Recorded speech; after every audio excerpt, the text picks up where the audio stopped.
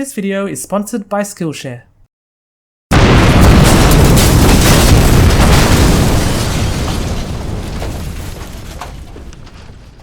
Hi guys, in this tutorial we're going to learn how to create a massive explosion using Blender 2.82 and the newly integrated Mantaflow. In case you don't know what Mantaflow is, it is an open source framework targeted at fluid simulation, but it can also do gas simulations such as explosions and tornadoes and things like that. So Mantaflow is now integrated within the latest Blender 2.82, which just released. So you'll need to use Blender 2.82 or above in order to follow this tutorial.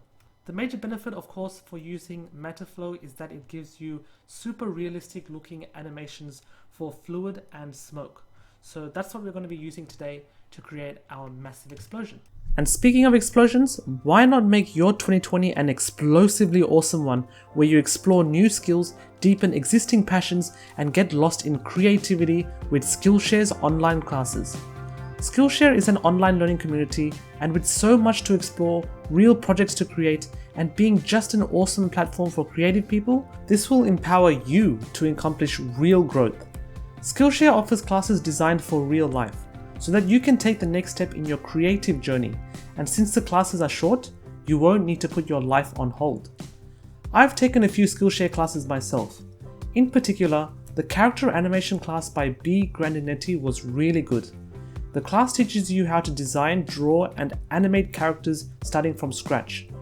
Another class that I found pretty awesome was Blender 3D, your first 3D character class by Remington, which you may or may not know him from his Southern Shoddy YouTube channel. He breaks down how to create your first stylized looking 3D character in Blender and covers everything from designing, modeling, texturing, and even rigging. The final result is a cute and amazing looking character. Both these classes have been super valuable for me, and it really has motivated me to go out there and create something amazing.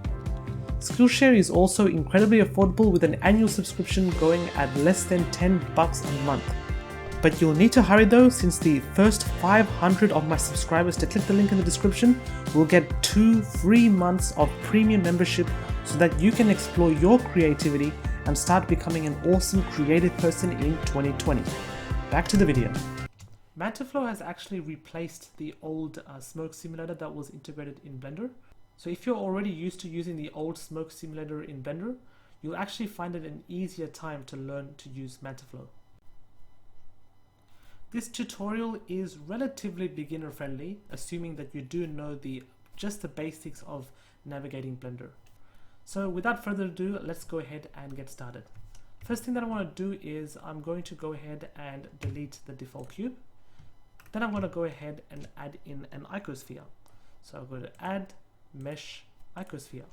We're going to start to emit the explosion from this icosphere. So I don't want the explosion to go under the ground. So it's going to type into edit mode and delete the lower half.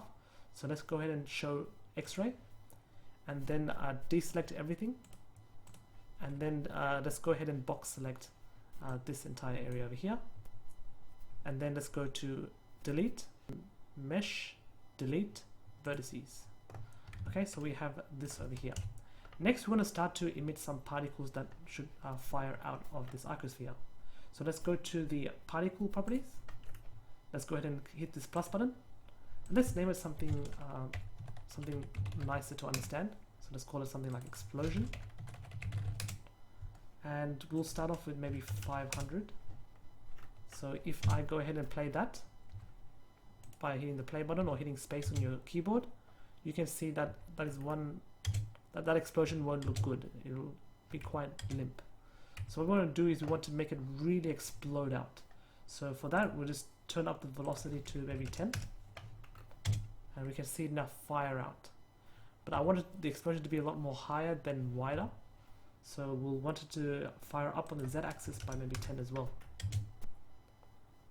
I think that's good, but maybe I might go a little higher than that, 15 maybe. Yeah, I want the explosion to go that high. Next up, I don't want the explosion to keep coming out as a constant stream, because when you add the smoke simulator to this, it will be like fire spurting out constantly like that. We don't want it to be a fire, we want it to be a proper explosion.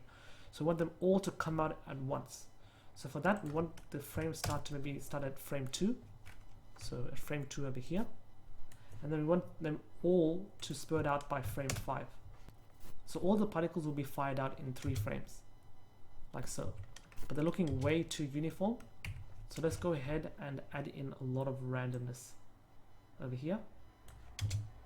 So it's just firing everywhere randomly. Okay. And also I found with the smoke simulator that however long this lasts, this particle lasts, that's how long the fire will burn. Of course there are ways to change it in the smoke simulator, but I'm going to go ahead and make it easier for myself. And yeah, we'll keep the lifetime at 50 actually. I was actually going to make that shorter, but I think that's actually good, 50. So basically what that means is this particle's life will last 50 frames until it just disappears into nothing. So as you can see, when I play back my animation, it starts on frame 2, and then at frame 52, it should start disappearing. It doesn't all disappear at once. I think that's because there's a little bit of randomness, or because we have the frame ending at 5. So it'll be 55 where they all disappear. Yep. So at frame 55, all particles just die. So what I want to do is maybe I want to add in a bit of randomness so that they don't all die at once. So let's go back at 1. Now you can see that they're slowly dying. They don't all die at once, which is great. It's always better when things are random, especially when it comes to things that are nature driven. When everything is all perfect and in line, it tends to look fake and like mechanical, I guess. Okay, so now that we have that, I think that'll be a good start for our explosion. It doesn't really look like a firework. So I think we can start to use this as a basis for our explosion.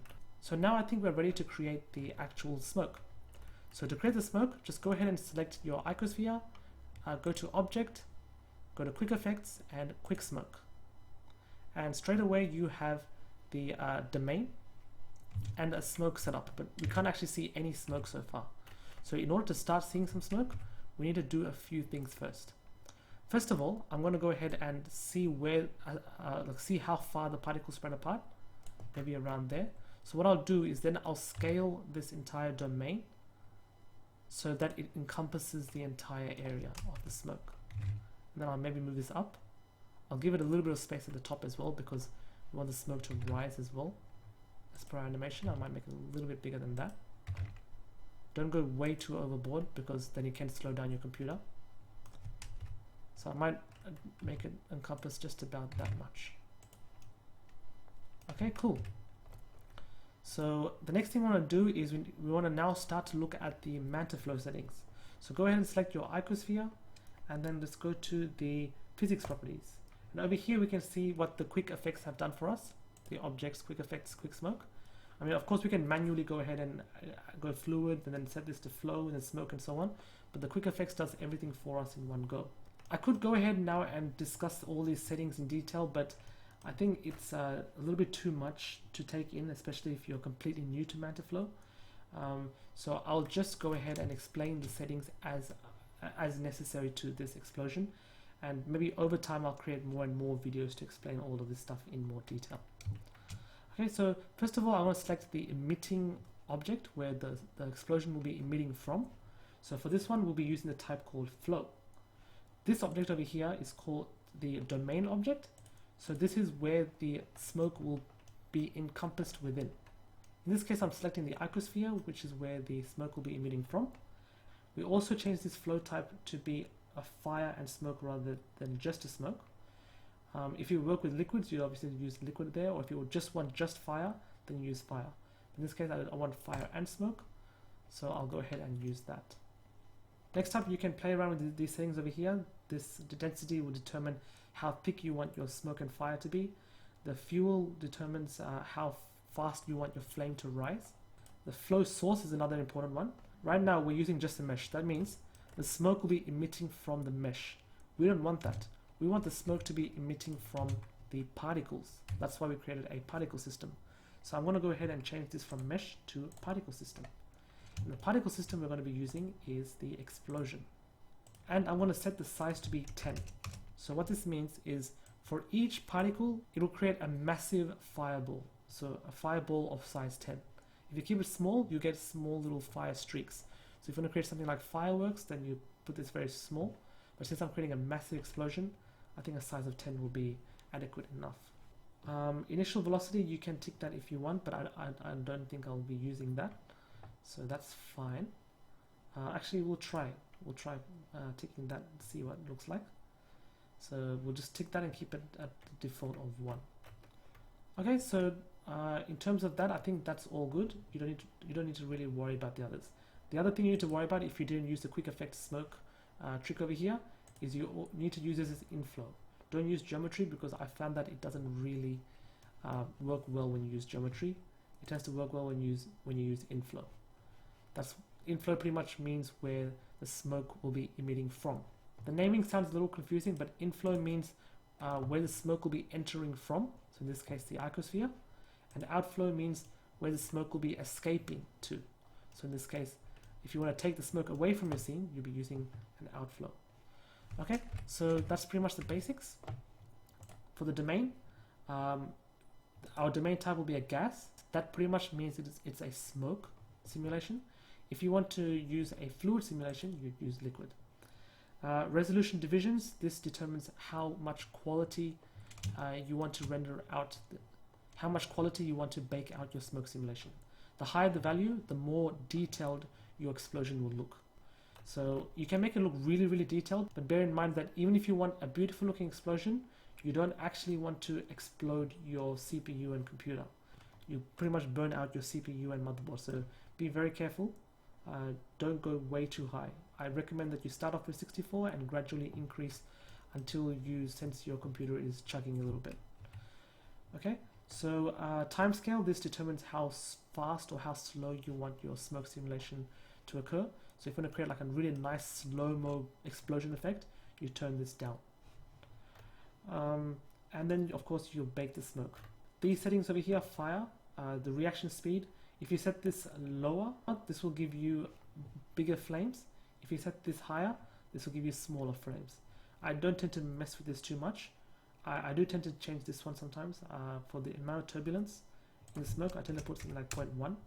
Adding a little bit of noise tends to make the explosion look a lot more better. That's something that looks very, very clean, because explosions don't look very clean. They tend to look very turbulent. Okay, another thing that I always recommend you do is turn on adaptive domain. This will just speed up your baking and just saves a lot of your computer memory as well. Another thing we want to do is we want to change where the cache folder is stored. So I want to go ahead first and save my work. Okay, once you saved it, I'm going to go ahead and open the directory. So as you can see, I've done a little bit of explosion testing before.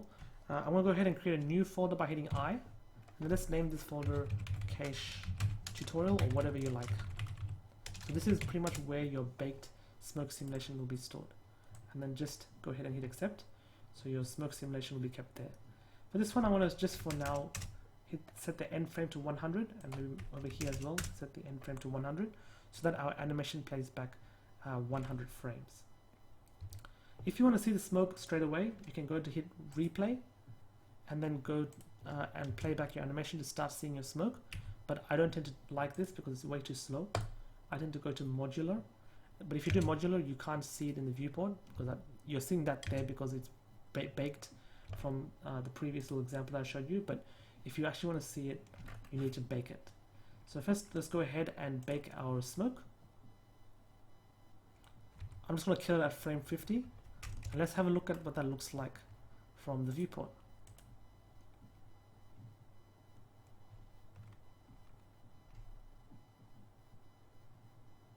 And that looks good. So it's very, very low resolution, but I think it's looking good. Okay, so I'm quite happy with that. So that alone is generally not enough for an explosion. So when it comes to big explosions, just one little thing like that is not really enough. We've got to do a little bit more than that. We've got to add in the shock waves that come on the floor. Like you get that little shock wave on the ground. So to do that, I'm going to go ahead and add in a mesh circle. And then let's quickly hide the smoke domain and the icosphere for now. Actually, let's keep the icosphere open so we can sort of see. I'm going to tap into edit mode and scale it up.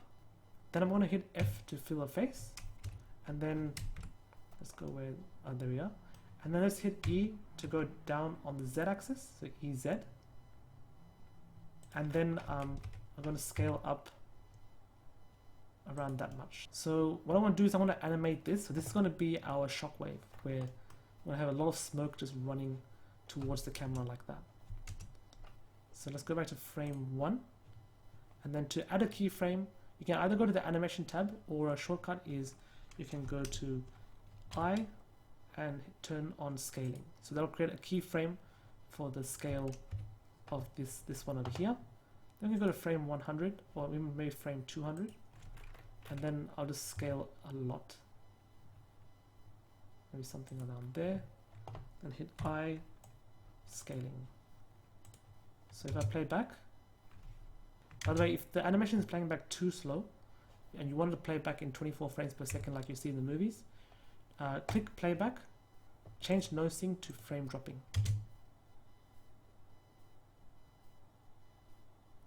Okay, so I think we have something like that.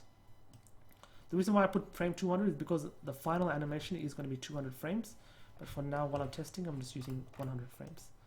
Okay, so for this one we're also going to be using a well, we can turn on the smoke domain now. Okay, so for this one I'm also going to be using a smoke simulator. So let's go ahead and select the circle, go to the physics properties and turn on fluid. And for this one type, we're also going to use the flow type. And this will be just a smoke. We don't want the fire because it's just a shockwave. And I think everything's okay, but for the density, we'll make it half it, so 0.5. It doesn't need to be as dense as the main explosion. And what I want to do is, yeah, we'll keep the flow source to be mesh because we're not using a particle system. We're just going to be using this circle. And what else do I need to do? Yes, the initial temperature, we're going to turn it down to 0.1. So the initial temperature controls how high the smoke will rise. I don't want it to rise too much. I just want it to sort of stay there. So 0.1 may be okay for our case. So now if I bake this animation, so let's free the cache and let's bake it once more. Okay, I've killed it on frame 62. So I just want to quickly see what that looks like. Okay, I don't see the smoke taking effect. There's supposed to be smoke coming out of this. So I think I've missed something somewhere. Oh yes, the flow behavior, it needs to be inflow. So as you can see, geometry really doesn't do much. You need to make it in inflow. So let me go ahead and try and bake that again. So let's free the bake and let's bake again. Okay, I want to kill the animation on frame 66 and let's have a look at what that looks like now. So we can see the ground is now taking effect, which is good. We're starting to see that a bit more detail. Of course, it doesn't look very high resolution. I think if I turn up the resolution, we'll start to see that a little bit more clearly. But at least I can start to see that sort of atomic bomb kind of a shape, which is good. So I think I'll leave it at there for now. What I want to do is I'm just going to make the explosion look even more dramatic. So this is sort of inspired by the movie 2012. I quite like that scene where Yellowstone supervolcano erupts and gives that really massive looking explosion. So I'm sort of going to try to mimic that in this scene as well. So in order to do that, I'm going to go ahead and let's for a second hide the smoke domain, or we won't hide it, but we'll free the bake. Okay, what I want to do is I want to add in a second layer of explosion over the existing explosion. So actually what I'll do is I'll go ahead and duplicate this one and move it on the z-axis and put it over here. And for this one, let's make it even more dramatic. So let's go back to the particle system for this one and let's duplicate this explosion. And let's maybe call explosion.001, that's fine. Let's make it less particles and let's maybe make this explode out even wider, but I don't want it to start on frame 2 and 3. I want this one to start pretty much when this is around here, so maybe frame 40. So when this is at its peak, I want the next layer to start as well. So let's start on frame 40 and end on frame 45.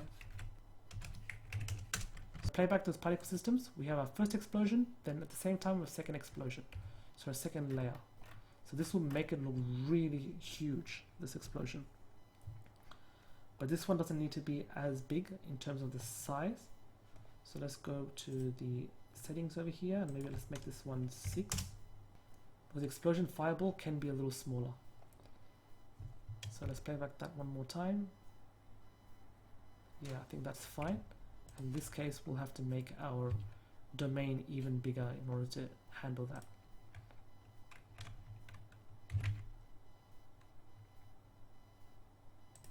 Maybe even wider as well. Okay, I don't want to go overboard with this one because I don't want anything to crash.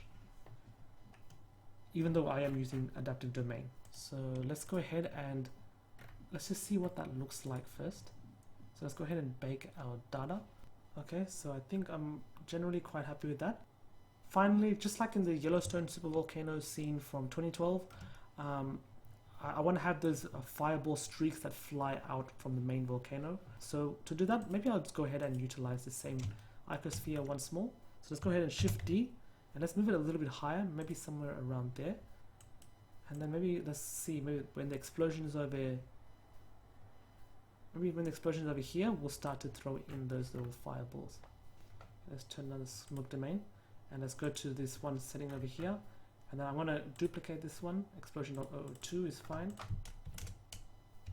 2 is fine. So if I play this back,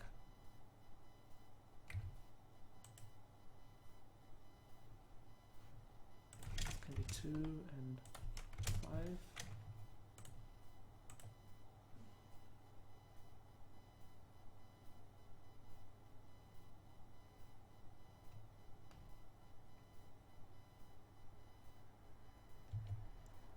So if I go over here, I don't want to be bunched up like that. So for this one, I'm going to go ahead and turn off the Z. So let's just see. Yeah, let it go like that.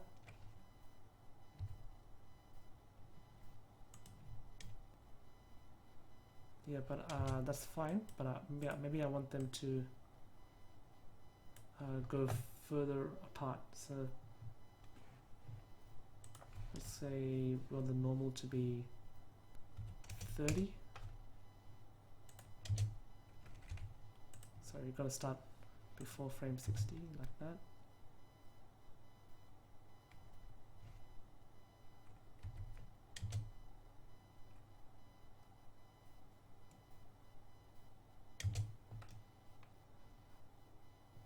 And we don't need that many particles. Maybe like 100 particles would be fine.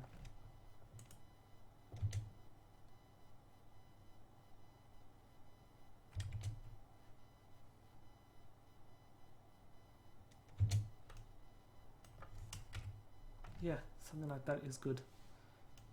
Okay, so that'll really break it up. And what we want to do is with this one, we'll go back to the smoke simulator. We don't want this one to have a big size because it'll make the explosion look too big. So we'll stick with the size of 1. And this one can, the lifetime will be a lot longer because it will actually crash into the ground.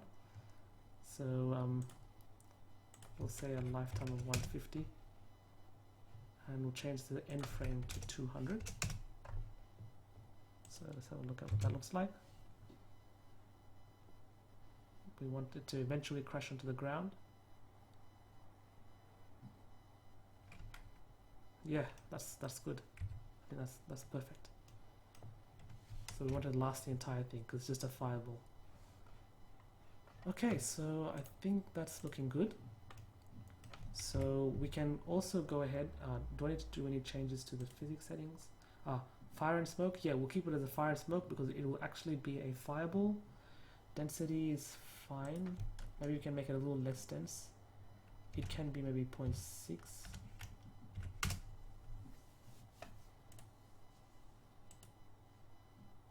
Yeah, that's fine. And yeah, I think that should be okay.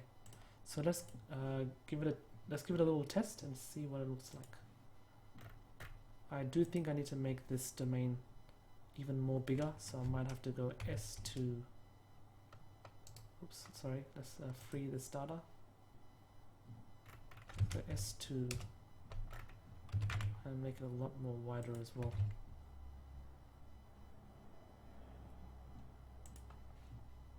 Okay, so let's save and let's hit bake just to see what that looks like. Okay, it's still a little bit too big. So what I'll do, I might change the size to 0.2 and increase the and then the domain will free the data and increase the end frame to 200. So let's have a look at what that looks like after we bake it. Okay, so I think that looks good. The reason why it looks very pixelated is because I don't think we have enough resolution to work with. So that's fine. But I think the overall composition of the smoke simulation is actually good enough to go. So maybe one little thing I might do is with this one is I'll probably make this one scale up at a high level and then add in a keyframe I scaling over here, and then at the end make this one scale even more all the way over here. So we want a really big shockwave. I don't think there's enough scaling going on there. But other than that, I think that the explosion itself is probably looking good. And I think I'll stop it there. So what we want to do now is we want to go ahead and add in a lot of resolution to make this look really amazing and really like big. Look really awesome and really big.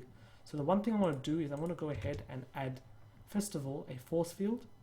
And I want to add in a turbulence field. So I'll just put it off to the side somewhere over here maybe, and change the strength to something like, let's say 2, just to begin with. So this will make your explosion look really turbulent, really like huge and devastating. After we've done that, I want to go ahead and change this resolution divisions to 256. So we have a lot of subdivisions over there. If your computer can handle 512, I recommend you do that, because then you get really cinematic looking detailed smoke. But I don't want to risk hurting my computer, so I'm just going to keep it at 256. There's another thing you can do. You can also make use of noise. This is a new feature as part of Mantaflow. It really adds even more detail.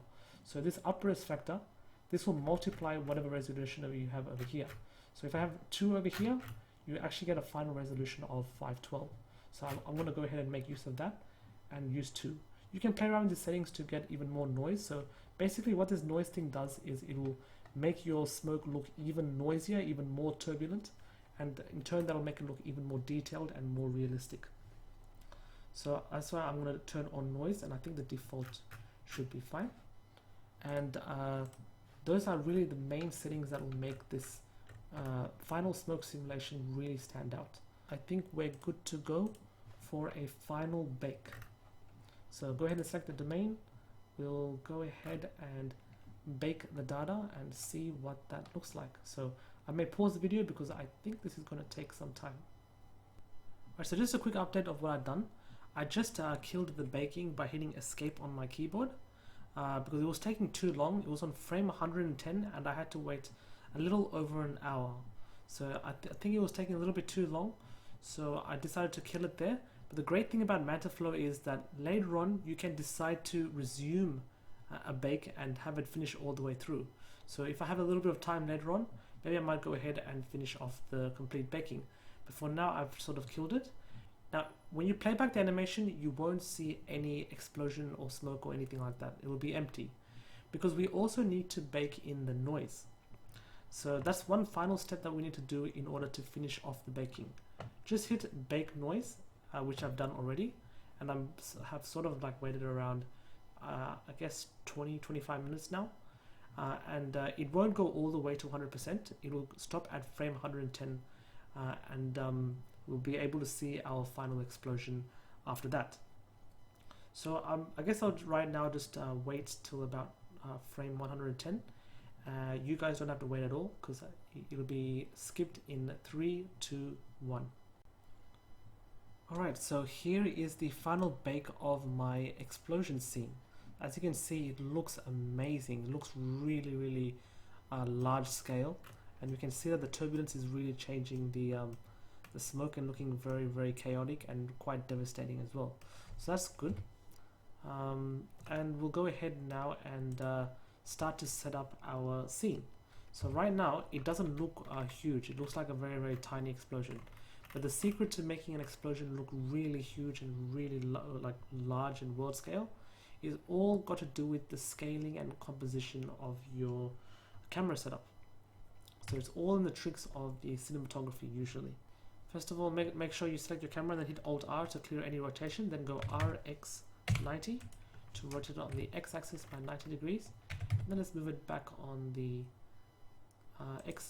the Y-axis, and then if you look at our camera, we can't see any of the smoke, and that's mainly because we don't actually move that out. Yeah, that's because the clipping of the camera doesn't go too far. So we go to the camera settings, the object data properties of the camera, and maybe add in another 0 at the end part. So we still can't see much going on. That's because we're at the shockwave part of the simulator. So maybe if I move this back further, let's change the focal length of this one to be 35 millimeters. So a lot of it has to do with the composition. So if I point the camera upwards, like that one, it can make it look even bigger. If I turn down the focal length to maybe 25 millimeters, it can make it look even bigger.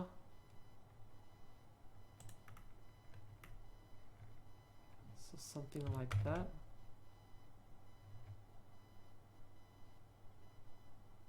Oops. Yeah, something like that can help it to make it look really ominous and really huge. Okay, another thing I'm going to do is I'm going to go ahead and in the world settings, I'm going to go ahead and so go to the world properties. For the background, change the color to use an environment texture, and just load in any HDRI that is like a clear blue sky or going towards evening or perhaps even night. We see something like that. Of course, we don't want to use Eevee for this one. We want to use cycles because we want it to make it look really realistic. And I don't want to be able to see any trees. So let's go to the shading actually. Change this one from object to world, and change this one to rendered view, and go to the camera view. Then for the world, I'm just going to go ahead and hit Shift A. Let's go to vector mapping, and then Shift A, input texture coordinate, connect the generator to the vector to the vector input of the image, and let's just move it down on the Z axis. Oh, sorry, move it up on the Z so that we only see just the sky. Okay, that's all we need to do. The sky is probably a little bit too bright, so we might turn down the strength to be 0.5, because when there's an explosion, it's better that the sky looks a little bit more ominous rather than happy looking, if you know what I mean. The world is about to end, so it needs to look a little bit ominous. It needs to look a little bit ominous and a little bit gloomy. Okay, so 0.4 is fine. Let's bring back now the smoke domain, and let's start to add in the texture for our explosion. So let's go ahead and select the domain, and for the domain, luckily we're in the shading workspace. Let's change the node from the world space to the object space, and if I just scroll out, we can see that the material that's applied over there.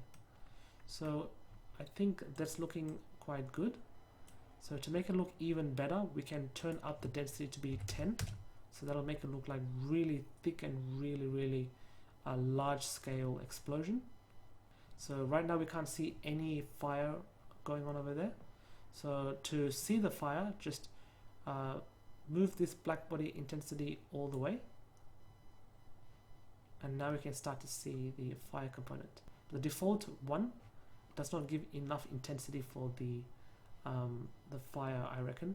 So what I want to do is I'm just going to change this from 1 to 100. So just manually type that in, and you'll get a very a powerful looking fire.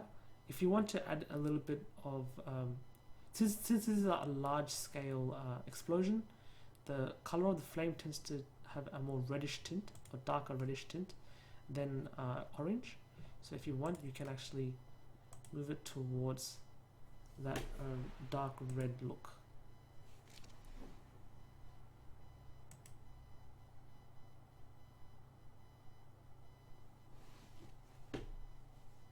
Something like that. And in terms of the material of the explosion, that's pretty much it. That's all you need to do. We need to add in a little bit of a camera shake just to make it look very intense.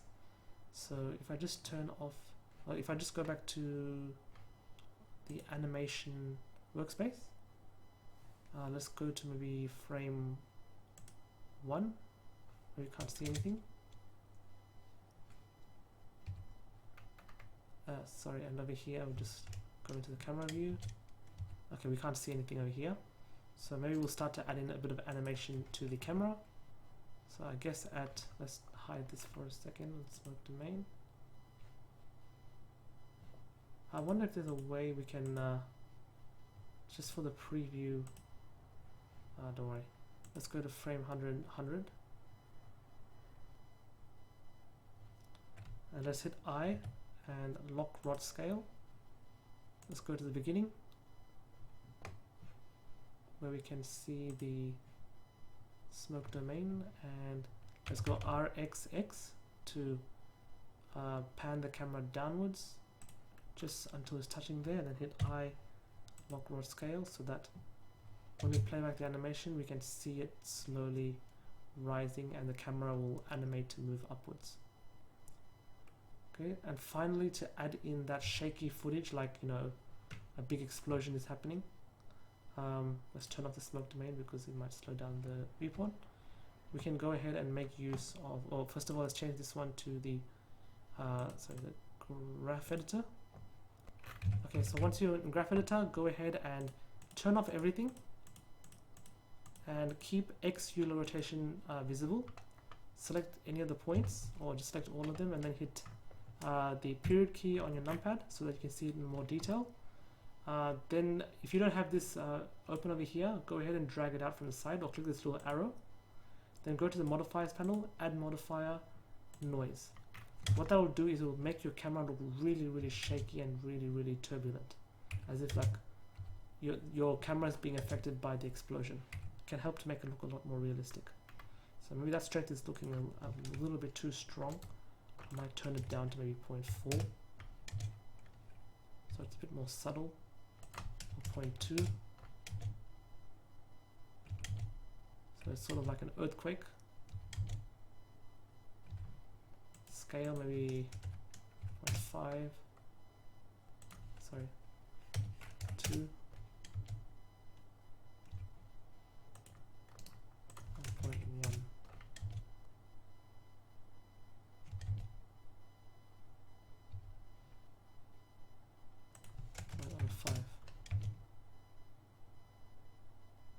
Yeah, I think that's looking good. So the camera shake can help to give the explosion that sort of large kind of a feeling. And also I'll go ahead and add in a plane as well. This will just be a ground.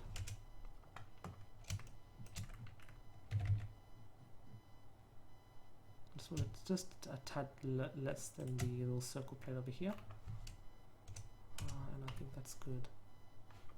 For the material, you can put the whatever ground material that you like, maybe like a nice brown deserty type of material. I don't know, just that's up to you. I'd also recommend you add a texture, or like a sandy material, or whatever you like, an ocean or whatever scenery that you want to put it in. But I'm just going to put a plain brown background. That should be enough. Okay, so in terms of that, I think that's looking good. So maybe I might go to frame 60 or maybe frame 80 and see what that looks like with the fluid simulation turned on. So select that, let's go to the modifiers panel, let's turn that on.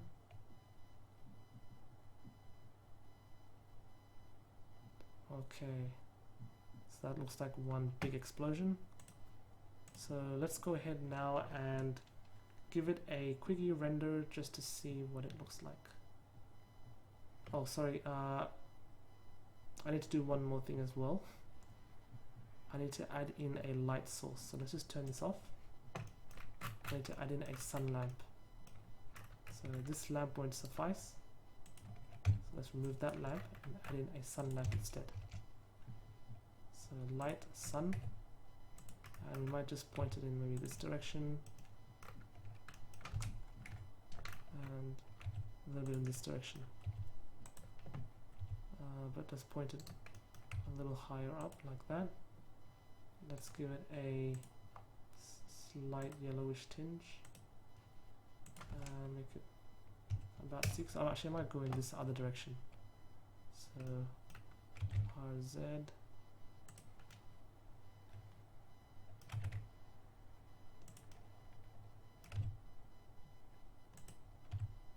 Okay, let's move it away over here. And let's have a look at what that looks like when rendered. So let's go ahead and hit F12 to create a quickie render. Oh, and just to speed it up a little bit more, in the render settings performance, I'm just going to change this one to 256 by 256 so that it renders a little bit more quicker.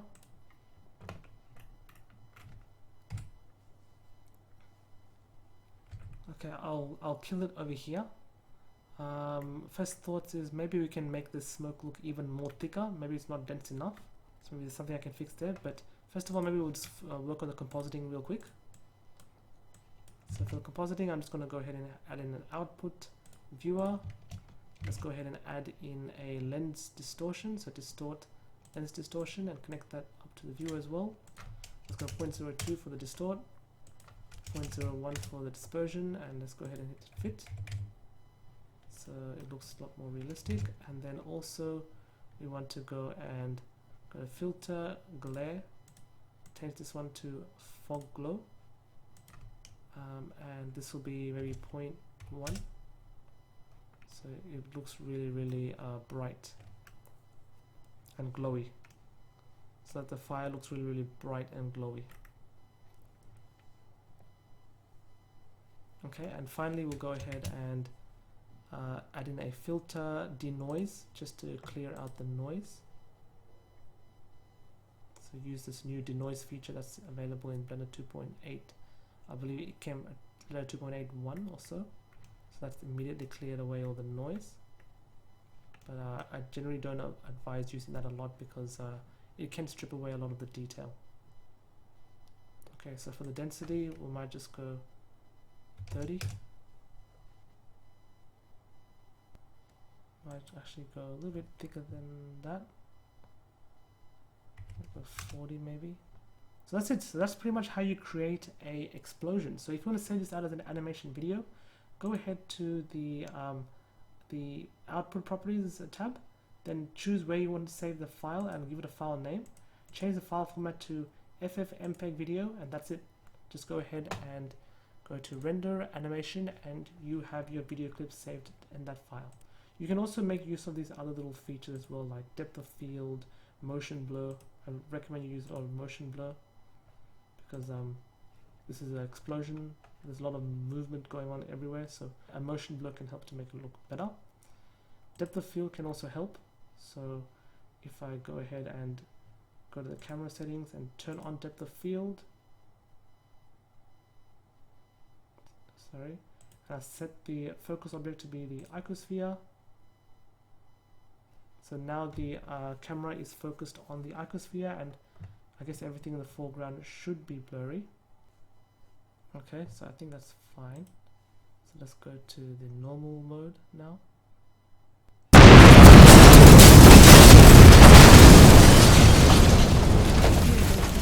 go ahead and like, share, and subscribe this video. Thanks for watching.